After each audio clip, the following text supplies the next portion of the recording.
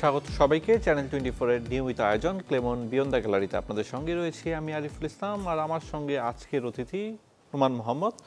আমরা ক্রীড়াঙ্গনের নানা বিষয়ে কথা বলবো। শুরুটা যেভাবে করতে চাই সেটা হচ্ছে 8 মাস কেটে গেল আগস্টের পর, ক্রীড়াঙ্গন কতটুকু আশাবাদী করে তুলেছে আপনাকে? সত্যিকার অর্থে বলতে যে খুব চেঞ্জ হয়েছে আমার কাছে সেটা মনে হয় না। কিছু নামের জায়গায় পরিবর্তন হয়েছে। আমাদের এখানে একটা কমিটি করে দেওয়া হয়েছে যারা বিভিন্ন ফেডারেশনের বুকগুলোকে চেঞ্জ করেছেন, কিন্তু সেই অর্থে বলতে গেলে যে আমাদের ক্রীড়াঙ্গনে আমূল পরিবর্তন হয়েছে বা আমূল পরিবর্তনের পথে আমরা হাঁটছি, আমার কাছে সেটা মনে হয় না। আপনি যদি একদম আমাদের সবচেয়ে বড় ক্রীড়া সংগঠন দুইটার দিকে তাকান, বিসিবির দিকে এবং বাফুফের দিকে, সেই জায়গাটা থেকে আমরা আসলে খুব পরিবর্তন দেখতে পেয়েছি। লেটসে হচ্ছে কি বাফুফেতে একটা ইলেকশন হয়েছে, সেই ইলেকশনের পরে হচ্ছে কি নতুন প্রেসিডেন্ট এসেছেন।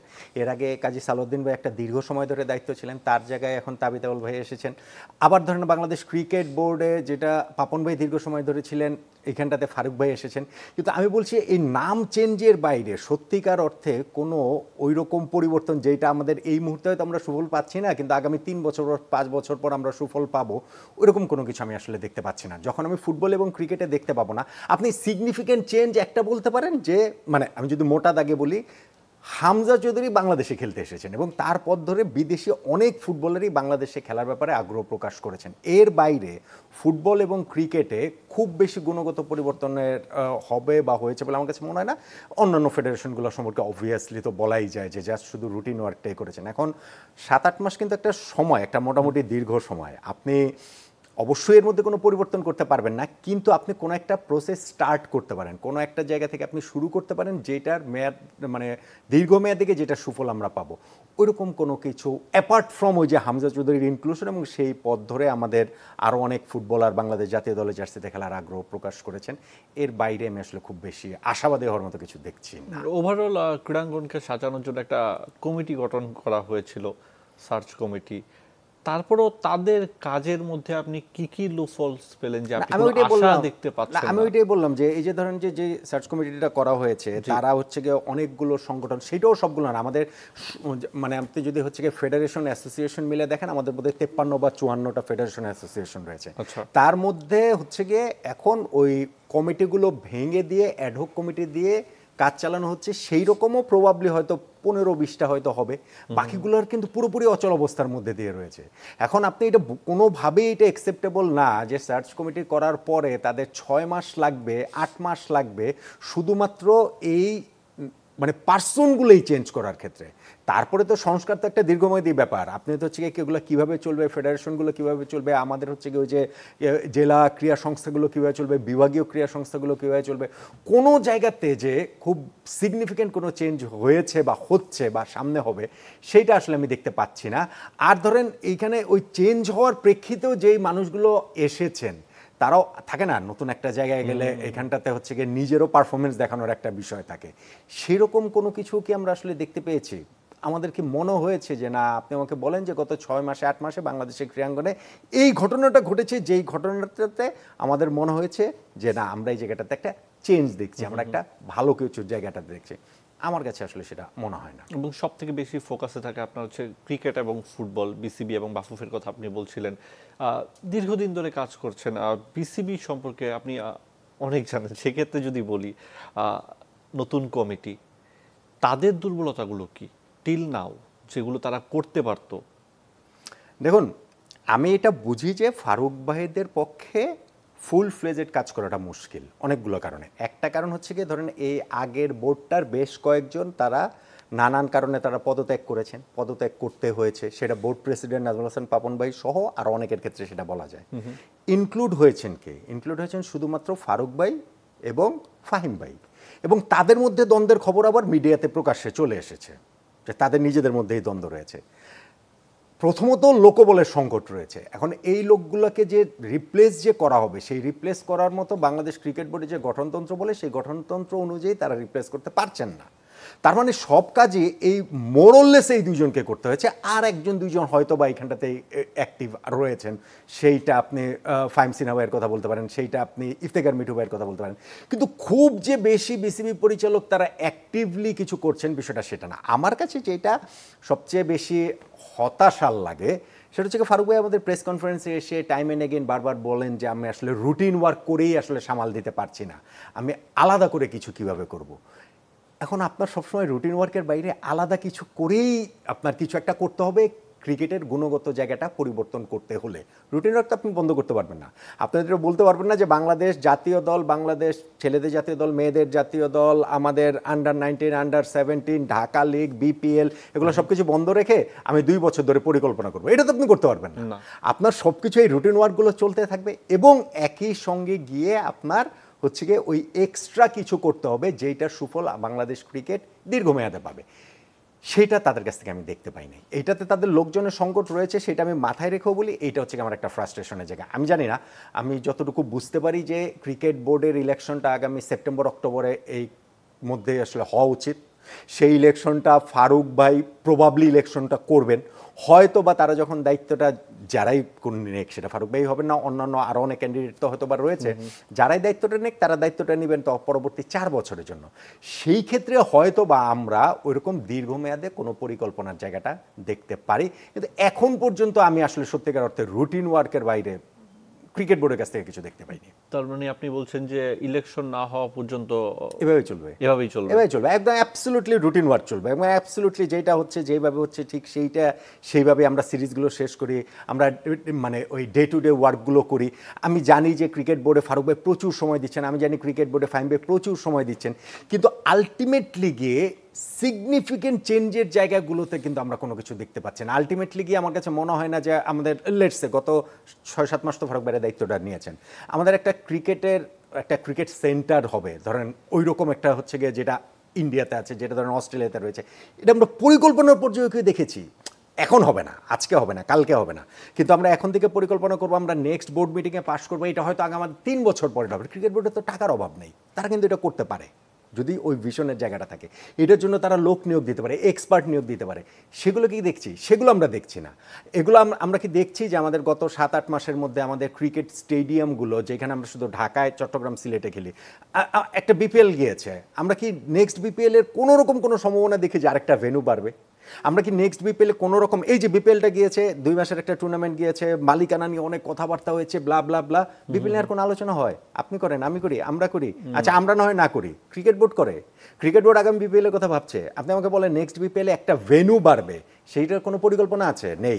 নেক্সট বিপিএলে 5টা ভালো ফ্র্যাঞ্চাইজি মালিক আসবে যাদেরকে নিয়ে বিতর্ক থাকবে না, কোনো ইনিশিয়েটিভ আছে? নেই। সো প্রত্যেকটা জিনিসই আসলে তারা এই কোনো মতে রুটিন ওয়ার্কটাই করতে চাইছেন। আমি গ্লাসের হাফ ফুল ভালো অংশটুকু দেখতে চাই এইভাবে যে নেক্সট বোর্ডে যারা আসবেন, সেটা ফারুক বের হোক, বন্য যারাই হোক না কেন, দীর্ঘমেয়াদে একটা সময় পেলে তারা হয়তো এরকম কোনো পরিকল্পনা করতে পারেন। মোহন ভাই, আমাদের কাছে একটা প্রশ্ন আসবে, আর দর্শক রয়েছেন আমাদের সঙ্গে। দর্শক, আপনার নাম পরিচয় জানিয়ে প্রশ্ন কিংবা মতামত জানাতে পারেন। আসসালামু আলাইকুম, আমার নাম নুসরাত খান, আমি ধানমন্ডি থেকে বলছি। জি, আমি ইমন ভাইয়ের কাছে জানতে চাই, মানে এই মুহূর্তে এই বোর্ডে কি কি এক্স্যাক্টলি এই মুহূর্তে উনি যে বলছেন যে রুটিন ওয়ার্কের বাইরে ওনারা কোনো কাজ করতে পারছেন না, তো এই মুহূর্তে আসলে কি কি পদক্ষেপ নেওয়া উচিত বলে যেটা আমরা দৃশ্যমান হবে যে এই কাজগুলি করলে আমাদের বোর্ডের সামনের দিকে এগিয়ে যাবে বা আমাদের বোর্ডের জন্য ভালো হবে? ঠিক পয়েন্ট করে যদি মিডিয়াটা পয়েন্ট যদি বলতেন যে এই মুহূর্তে এখনই করা উচিত, এটা উনি মনে করেন। প্রশ্ন বুঝতে পেরেছি। হ্যাঁ, প্রশ্ন বুঝতে পেরেছি। ধরেন আমাদের তো অনেক সুনির্দিষ্ট প্রস্তাবের জায়গা তো আছে, এখন আমরা মিডিয়ার জায়গা থেকে শুধু সেগুলোই তুলে ধরতে পারি। ইমপ্লিমেন্ট করার দায়িত্ব ক্রিকেট বোর্ডের, পরামর্শ নেওয়া বা না নেওয়ার দায়িত্ব ক্রিকেট বোর্ডের। যেমন ধরেন আমি বলছি যে একটা ক্রিকেট এক্সেলেন্স সেন্টার যে আমাদের একটা তৈরি একটা হতে পারে, যেটা ভারতের আদলে, অস্ট্রেলিয়ার আদলে সেই জিনিসটা রয়েছে। সেখানে কাজ কি? সেখানে কাজ হচ্ছে ধরেন একজন ক্রিকেটারের ফর্ম খারাপ হয়েছে, একজন ক্রিকেটার যখন ফর্ম খারাপ হয় তখন আমরা কি করি? তাকে আমরা বাদ দিয়ে দিই। ফর্ম খারাপ হলে তো বাদ দিবই, কিন্তু তার ফর্মটা আবার ফিরিয়ে আনার জন্য তাকে আবার সেই ভালো শেপটাতে নিয়ে যাওয়ার কাজটা কোথায় হয়? বাংলাদেশে কোথাও হয় না। তার আবার সেই ঢাকা লিগে খেলতে হয়, তার টেকনিক্যাল কোনো ফ্লস থাকলে সেটা ওই ঢাকা লিগের কোচদের আন্ডারই তাকে কাজ করতে হয়। কোনো একটা প্লেয়ার জন্য ইনজুরিতে পড়েন, ইনজুরি থেকে ফেরার পর তিনি তার রিদমটাতে ফেরার জন্য কি করতে পারেন, তাদের করার জন্য মতো কিন্তু কোনো রকম কোনো কিছুই বাংলাদেশে নাই। তারা ওই যে ব্যক্তিগতভাবে যেই কোচের সঙ্গে তার ভালো খাতির রয়েছে, ছোটোবেলা থেকে দেখছেন, সেই কোচের সঙ্গে তিনি কাজ করেন। কিন্তু ভারতের মনে করেন বেঙ্গালুরুরে তাদের যে হচ্ছে গিয়ে ওই যে ক্রিকেট এক্সেলেন্স সেন্টারটা যে রয়েছে, সেই জায়গাটাতে গিয়ে কিন্তু ওই প্লেয়াররা তারা প্রত্যেকেই যিনি ইনজুরিতে পড়েন, যিনি খারাপ খারাপ ফর্মের ভেতরে চলে যান, তিনি ওই রকম একটা প্রসেসের ভেতর দিয়ে আবার আসতে পারেন। আমি বলছি যে এরকম একটা কিছু তো আজকে বললে ক্রিকেট বোর্ড কালকে করতে পারবে না। এক্সপার্টাইজ তো তারা এই এখনকার এই ফ্র্যাঞ্চাইজি ক্রিকেটের যুগে হায়ার করাটা এত সহজ না, কিন্তু এখন পরিকল্পনা করে আমরা আগামী 2 বছর পরে এটা প্রতিষ্ঠা করবো, এটা একটা ক্রিকেট বোর্ড করতে পারে। ধরেন ক্রিকেট বোর্ড এই ইনিশিয়েটিভটা নিতে পারে যে আমরা মাঠের সংখ্যা অনেক বাড়াবো, আমাদের এই যে মিরপুর স্টেডিয়ামের উপরে খেলার যে এত প্রেশার পড়ে সেই প্রেশারটা আমাদের কমানোর জন্য আমরা নতুন, আমি স্টেডিয়াম বলছি না, আমি বলছি মাঠ তৈরির জায়গা, যে এখানে হচ্ছে মাঠ হবে, সেইটা তারা করতে পারে। ধরেন ক্রিকেট বোর্ড এইটা সুনির্দিষ্টভাবে আমি বলছি যে বাংলাদেশে যে বিভাগীয় শহরটা রয়েছে, 8টা বিভাগীয় শহরে 8টা ক্রিকেট একাডেমি তৈরি হবে। যেই ক্রিকেট একাডেমিতে ওই কী বলেছিল নেট থাকবে, ক্রিকেট একাডেমিতে সুইমিং পুল থাকবে, ক্রিকেট একাডেমিতে প্রপার জিম থাকবে, প্রপার ইনডোর থাকবে। কত টাকা করে লাগে আমাকে একটু বলেন তো? ধরেন একটা ক্রিকেট একাডেমি করতে কত টাকা লাগে এরকম একটা প্রপার সকল ফ্যাসিলিটিস সহ? 20 কোটি টাকা। ধরেন আমি বললাম 20 কোটি টাকা, যদি 20 কোটি টাকা লাগে, আমি জানি না, আমি জাস্ট একটা বললাম যে 30 কোটি টাকা, এখন 30 কোটি টাকা দিয়ে যদি ধরেন আপনার 8টা জেলা শহরে, ঢাকা শহরে তো ধরেন আছে, আমি ধরলাম 60টা, তার মানে আপনার 200 কোটি টাকা লাগলো, 30 কোটি টাকা করেও যদি হয়। যদি আপনার 200 কোটি টাকা দিয়ে যদি আপনি এটা ইনভেস্ট করেন, ক্রিকেট বোর্ডে তো নাকি 1200 কোটি টাকা আছে, তা আপনি 200 কোটি টাকা আপনি এটা ইনভেস্ট করলে এইখান থেকে আপনি সুফল পাবেন আগামী 10 বছর 20 বছর। জি, আমাদের কাছে আর একটা প্রশ্ন রাখবেন দর্শকদের কাছে চলে যাচ্ছি। দর্শক কে আছেন, কোথেকে আছেন, নাম বলে আপনার পরিচয় জানিয়ে প্রশ্ন কিংবা মতামত জানাতে পারেন। হ্যালো, আসসালামু আলাইকুম। ওয়ালাইকুম আসসালাম। কেমন আছেন আপনারা? আলহামদুলিল্লাহ। আপনার কোনো প্রশ্ন থাকলে করতে পারেন। আমার নাম জিয়াদ, আমি ক্লাস 9-এ নবীন কলেজে পড়ি। আপনাদের কাছে আমার একটা প্রশ্ন, আপনারা যে এত দূর এসেছেন, আপনি একজন হোস্ট হিসেবে কাজ করছেন, এছাড়াও আপনার পাশে যে নট আউট নোমান, আমি ওনার ভিডিও 2022 সালের অক্টোবর থেকে দেখতেছি। এত ফেম, এত পপুলারিটি আপনারা কিভাবে মানে এরকম পেতে আমাদেরকে আসলে কি করতে হবে? অসংখ্য ধন্যবাদ। কন্টেন্ট ক্রিয়েটর হতে চাই আপনাকে দেখে উৎসাহিত, এমন অসংখ্য ফ্যান আপনার রয়েছে।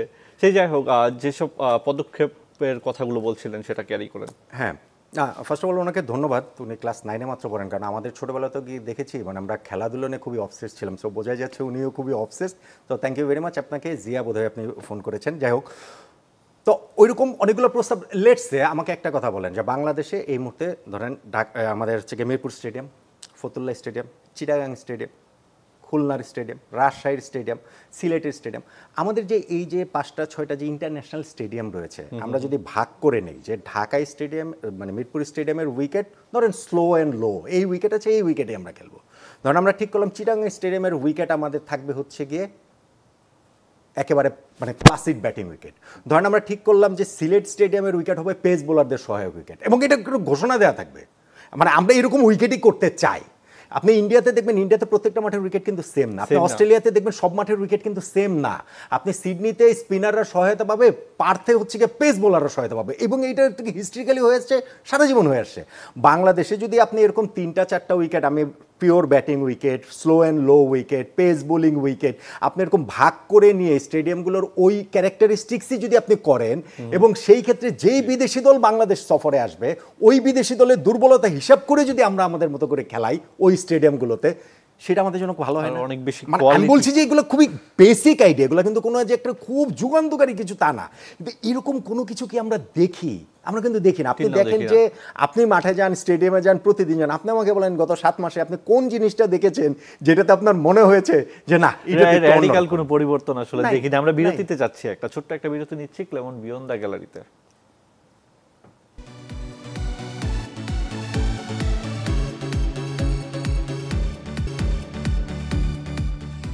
বিরতির পর আবারও ফিরে এলাম ক্লেমন বিয়ন্ড দ্য গ্যালারিতে। আপনাদের সঙ্গে রয়েছে আমি আরিফুল ইসলাম, আর আমার সঙ্গে রয়েছেন ক্রীড়া সাংবাদিক নোমান মোহাম্মদ। আলোচনা করছিলাম ক্রীড়াঙ্গনের হালচাল নিয়ে, ওইসব নিয়ে কথা বলছিলাম। এতক্ষণ আমরা ক্রিকেট নিয়ে কথা বলেছি, একটু ফুটবলটা নিয়ে কথা বলি। ফুটবলের নতুন দিন বলতে যে পাল্টে গেছে এমন না। হামজা চৌধুরী এসছেন, একটা হাইপ ক্রিয়েট হয়েছে, এবং বাংলাদেশ দল ভারতে গিয়ে তাদের সঙ্গে লড়াই করতে পেরেছে। এটাকে নিয়ে অনেকে স্বপ্ন দেখছে যে ভালো করার সম্ভাবনা রয়েছে। সেক্ষেত্রে কি মনে হচ্ছে যে বিদেশি যারা আছেন, বাংলাদেশি বংশোদ্ভূত, তারা যদি এখানে আসেন কতটুকু এগোতে পারবে? দেখুন, এটা খুবই ওয়েলকামিং একটা ব্যাপার। First of all Hamza Chowdhury বাংলাদেশে এসেছেন, এটা বাংলাদেশ ফুটবলের জন্য একটা বিরাট বড় ঘটনা। বিরাট বড় মানে এটা আসলে বিরাট বড় ঘটনা। ইংলিশ প্রিমিয়ার লিগে খেলা একজন ফুটবলার আমাদের ন্যাশনাল টিমকে রিপ্রেজেন্ট করছেন, এটা আসলে একটা হিউজ থিং। এবং তার সূত্র ধরে আমি দেখছিলাম যে এখন বলা হচ্ছে যে 13টা বিভিন্ন দেশে খেলছেন এরকম 32 জন ফুটবলার বাংলাদেশের হয়ে খেলার আগ্রহ প্রকাশ করেছেন, বা বাফুফে থেকে তাদের সঙ্গে যোগাযোগ করা হয়েছে, জুন মাসে এসে তারা ট্রায়াল দিবেন। এইটা আমাদের ফুটবলের জন্য ভালো, খুব ভালো, খুবই ভালো, এখানে ভুল বোঝার কোনো সুযোগ নেই। কিন্তু এখানে একটা কিন্তু আছে, ফুটবল খেলা এবং ক্রিকেট খেলাটার পার্থক্যটা আমাদের বুঝতে হবে। ফুটবল খেলাটা হচ্ছে ক্লাব কেন্দ্রিক খেলা, ক্রিকেট খেলাটা হচ্ছে গিয়ে ন্যাশনাল টিম কেন্দ্রিক খেলা। ক্রিকেট খেলাতে এখন ফ্র্যাঞ্চাইজি ক্রিকেট আসার কারণে আইপিএল, বিগ ব্যাশ, ধরেন আমাদের বিপিএল, সিপিএল সব কিছু ওইটা হওয়ার কারণেও ওইটা কিন্তু অনেক বেশি হচ্ছে গিয়ে ওই ডোমেস্টিক কালচারের মধ্যে পড়ে গিয়েছে, এখানে ক্লাব কেন্দ্রিকের মধ্যে পড়ে গিয়েছে। বাট স্টিল ক্রিকেট এখনও ন্যাশনাল টিম কেন্দ্রিক মানে খেলা, ফুটবল হচ্ছে কি ক্লাব কেন্দ্রিক খেলা। আমাদের ন্যাশনাল টিমে হামজা চৌধুরী এসেছেন, এটা খুব ভালো। তার দেখা দেখি আমাদের এখানে ধরেন আমাদের তো অনেক আগেই জামাল ভুঁইয়া এসেছেন, তারিক কাজী এসেছেন, এখন হামজা এসেছেন, সামনে হয়তো ফাহমিদুল আসবেন, সামিদ সোম আসবেন, আরও অনেকের কথা এটা শোনা যাচ্ছে। কিন্তু ফুটবলের এইটা হচ্ছে কি একটা কুইক ফিক্স, আমরা যেটা একটা স্বপ্ন দেখছি, অনেকের আমাদের মনে হচ্ছে যে এইটা করে আমাদের ফুটবল একটা নবজাগরণ ঘটবে, একটা বিস্ফোরণ ঘটবে। এটা হবে না, হবে না মানে হবে না, লিখে রাখেন। যেই আসুক, হামজা চৌধুরী কেন, বাংলাদেশের জার্সিতে যদি মেসি রোনালদো খেলতে আসেন, ফুটবল কিন্তু হবে না যদি না আপনি ক্লাব কালচার ঠিক করতে পারেন। ফুটবলে প্রতি উইকেন্ডে গিয়ে আপনার ওই যে আবনি খেলবে, মডার্ন খেলবে, শেখ জামাল খেলবে, শেখ রাসেল খেলবে, মানে এই যে আপনার ক্লাবের যে হিসাবটা, এটা যদি না করতে পারেন, ওই রাইভালরির জায়গাটা যদি তৈরি করতে না পারেন, ক্লাব নিয়ে যদি আমরা হচ্ছে গিয়ে সমর্থকদের এইরকম একটা অবস্থান না থাকে, তাহলে এইটা কোনো দিনই ফুটবলের সেই অর্থে আমরা যেই পুনর্জাগরণের কথা বলছি সেই পুনর্জাগরণটা হবে না। দেখুন আমাদের ফুটবলের সবচেয়ে স্বর্ণযুগ আমরা কোনটাকে বলি, 70s, 80s, মিড 90s পর্যন্ত। কিন্তু মিড 90s পর্যন্ত তো বাংলাদেশ ন্যাশনাল টিম সাফেরও শিরোপা জিতে নেই, কোনোদিন কোনো গোল জিতে না। আমরা প্রথম গোল জিতেছি 99 সালে এসেছে, যখন আমাদের ফুটবলের সোনালী সময়টা আমরা পেছনে ফেলে এসেছি বলে আমরা মনে করি। 97 আইসিসি ট্রফি আমরা জেতার কারণে ওখান থেকে ক্রিকেটে চলে আসলো।